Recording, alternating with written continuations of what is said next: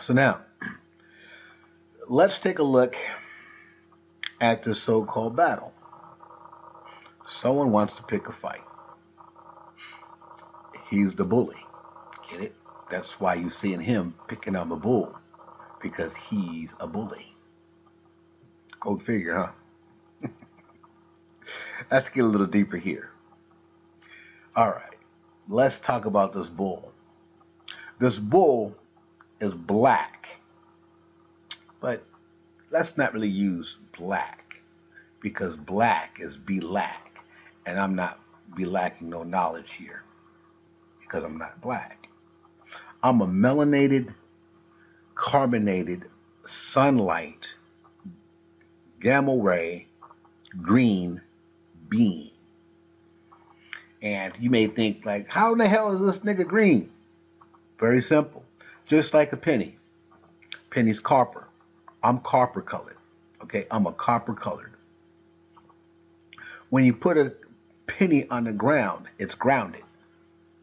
Therefore, it's surrounded by the elements: wind, fire, air, and land.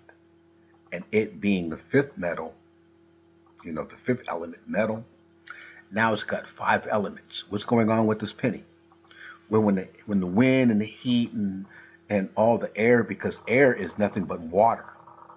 So when you're breathing air, you're really breathing in water, just like a fish breathing water. And it's just a small dense of H2O, or O for oxygen. Okay, so it's still a form of water. So when this penny is gathering all these so-called molecules and minerals that's coming from these elements, and it being an element itself, it's going to change the structure, because the heat, the sun, is going to bake all the toxins out of this penny. And what color does the penny turn? Green. So therefore, I am a coppered penny. Copper. Copper is a very powerful conductor. So if you go back in electronics and you take a look at copper, this is why they use copper. They also use silver, but copper is a better so-called conductor, including gold, because gold is just like copper. Okay, it tarnishes and all this other stuff, but it's a pretty strong mineral or metal. Okay, so when you're looking at this copper penny, when it turns green because of the sunlight, what do you think we're going to change to? Go figure, huh? So, again, that so-called melanin dark matter is really green. It's a very high quality light, just like the plants. Matter of fact, if you go back and you go into like Africa and different parts of the cultures, you can see a very high toxin melanated based being. And not toxin as in like a so-called like bad thing. I'm talking about like highly toxics of the minerals that's coming from the earth and all those other things. Remember those 4 elements. And the 5th element, again, for us is iron, because we are iron based. So this is why when we eat breads and stuff like that, that's why we thin out our blood. And this is why we get anemic. So our so-called structure is filled with iron already. So who really needs the iron here? It's not us. We don't need the iron. We can get iron from certain vegetables. We can get iron from water and things like that. Not so much the iron that they create, which is metal anyway. So did you know that? The iron in these certain foods that you eat is real metal. So get a magnifying glass, crunch you up some so-called cornflakes, cereal, get it cereal, killer cereal, or cereal killer. Go figure, huh? So when you eat your cereal, guess what your cereal's doing to you? It's making you out of a killer, a beast, a demon, a devil, a bloodsucker, a meat eater. So now, again, let's go back to these melanated brothers and sisters out there. If you go back and you take a look, you can see some of them are really highly colored blue. Some of them are purple. Some of them are so dark, they're like almost like a bluish green. Go figure, huh? Well, we have a book here, and there's probably a few other more religious books that talk about the universe and how you're not supposed to look into it, study it out, or even have any form of way of under quote unquote, standing of such science.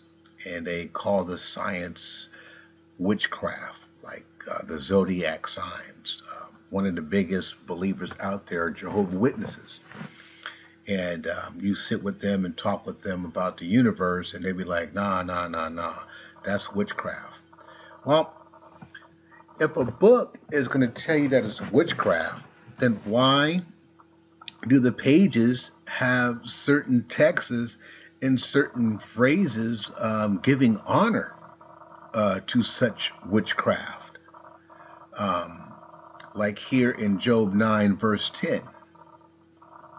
And then, on top of that, when you go back and look closely at what these certain verses are telling you, it's basically certain things that's been going on for thousands and thousands of years that it has not been yet fulfilled. For an example, if you look closely here at Job 9, verse 9, you'll see that they're talking about Pleiades, Orion, and the other name there. I'm not looking at it right now. I'm talking on the video here, but you'll see the other name. But when you look at these three names, they refer to the south. In the diagram, you'll see the Pleiades on the north and Orion system on the left. That would be called the south. So you have the south and the north. Well, let's take a look at a few things here. How could you have water over land for thousands and thousands of years? Does that make any sense? No, it doesn't. Such as Noah flooding the whole entire planet. Never happened. If you have water over the planet, you're basically drowning.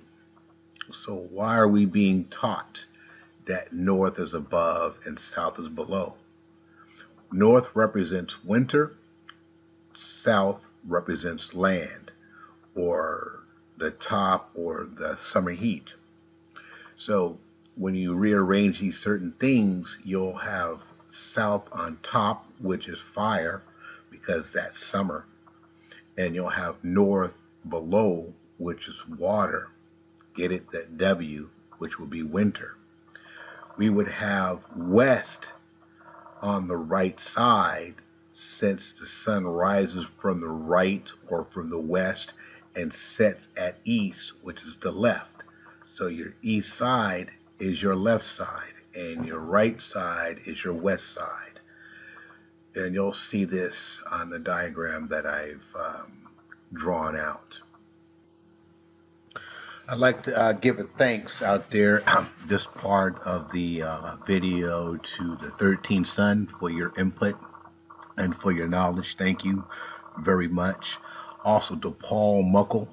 I know he's been going out there and having some serious problems with these beasts out here. I'd like to thank you, my brother, for your knowledge and wisdom. To my main brother, Ron Johnson, my brother, thank you deeply for being there for me and helping me to see more things that I need to see within myself as well. And in this part of the section, I want to talk about the Noah's Ark. And I'm going to give you some measurements here, just to briefly take away some of this video time here. And you judge for yourself. You go ahead and research it. Do what you need to do to seek it. Just don't guess. That's bullshit. Don't be guessing. You're going to be a fool. You're going to be guessing your ass someplace that you don't want to go. So do your own research. Check the stuff out that I'm about to present to you. And then I'll end this, and then I'll start part number 3. dealing with Noah's Ark, if you think about it, why all these animals were being collected two by two? That's male and female. 40 days and 40 nights without no meat. To an meat eater, that is hell. On top of that, you have these same animals that's on this boat for that long a period of time. How much of weight of food is calculated in order for them to eat properly and to be nourished on this ship or this boat that this guy had built? That's not including all the piss and shit that they do every single day, probably about maybe 4 times, maybe 3 times out of a day, they're shitting and pissing. How much weight is that? Now, the very first 5 animals that weigh in their height is about between 6 feet or at least 7 feet to 13 feet. Okay, that's about their approximate height. Now, their weight is just crazy. Their weight is like about maybe close to about 49,000 pounds to about maybe 55,000 pounds. That's tons of weight on a small ass ship. You know, that shit would sink, especially if they put them at the bottom. Don't put them on top because they fall right through. That's a lot of weight. That's just crazy. So there's no way in the world that this so-called Noah's Ark would exist in that time.